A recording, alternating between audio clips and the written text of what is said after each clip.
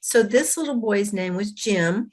He was about 10 years old and a really bright little guy. But he came home very distraught one day, and just told his mom, "You just don't know what it's like to be me." And I mean, she said that she had some psychology background and she felt like she was looking at a suicide victim. I mean, a suicide potential right there, because of how he was viewing himself. He had a really hard time writing. And so this has been years and years ago.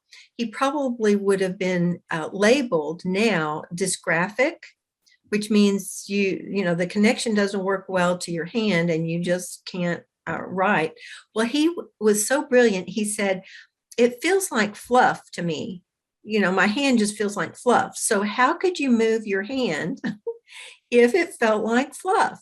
And so in his brilliance, he was describing an immature central nervous system where the connection was not being made from his brain all the way to his hand.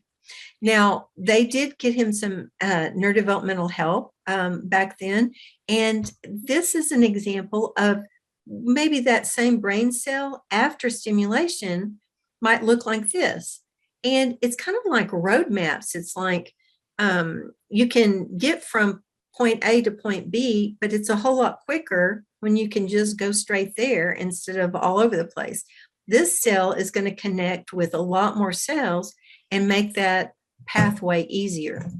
So the cool thing about this is that Jim is now a oral surgeon. He's a dentist. He works with both hands. And so his full potential was really realized through taking care of that root cause. And for him, it was a tactile